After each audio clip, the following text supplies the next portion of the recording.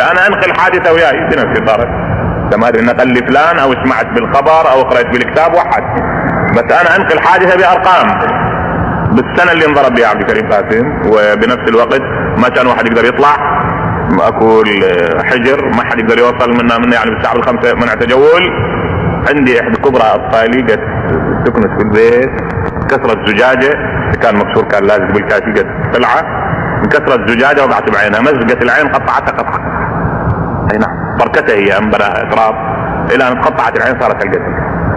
وبالفعل اخذنا اذن وطلعناها بالليل الى مستشفى في بغداد، وجمعنا كبار الدكاترة جمعناهم موجودين قبل بيسألهم، وراء ماراثون وجاب لجنة وياه، هذا وراء ماراثون ارمني، وجابوا وياه الكبار الباقين، لا يزال عنده مستشفى، هو كان مستشفى في شارع رشيد براس القرية.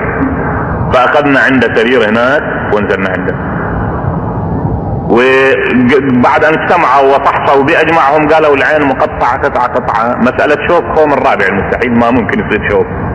الشيء الثاني ان احنا هالاربعة من الاطباء اذا قدرنا ان نلاحق هالاجزاء نخيط بعضها بالبعض الاخر حتى نحفظ العين من التشويه الخارجي. انا سلم قلت زين اطلع للخارج اوجه للخارج، قالوا ماكو اي فائدة، هاي احدث الاجهزة موجودة عندنا.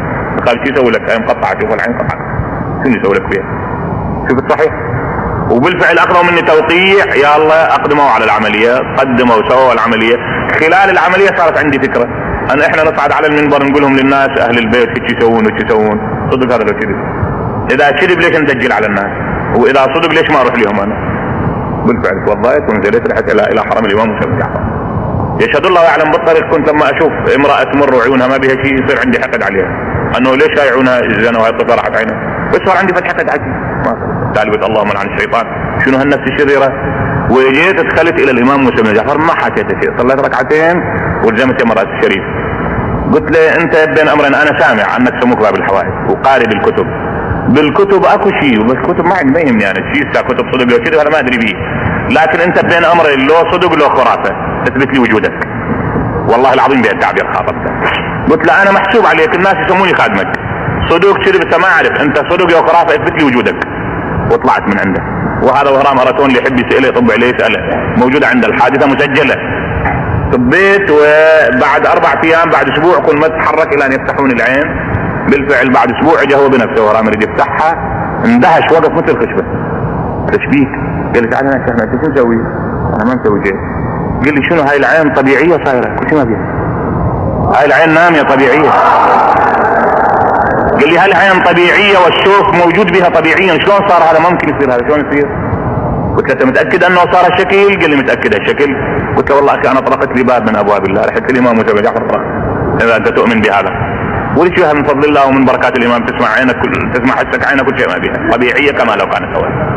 لاحظ قضايا الواقع، انا احكي لك الاشياء اللي مجربيها، هذا ما جربته بنفسي.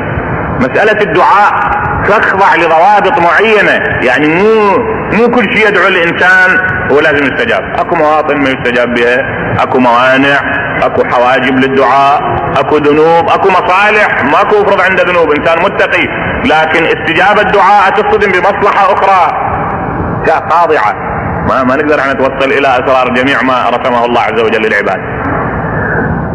انا ذكرت امس بصورة مفصلة ان مسائل الدعاء، مسائل اجابة الدعاء خاضعة الى نظام، مو كثرة كل من يدعي لازم يستجاب دعاء. انا اجي ربي سوي لي هالشيء وسوي لي هالشيء وسوي لي هالشيء وكل الله يسوي لي، ممكن يا اخي.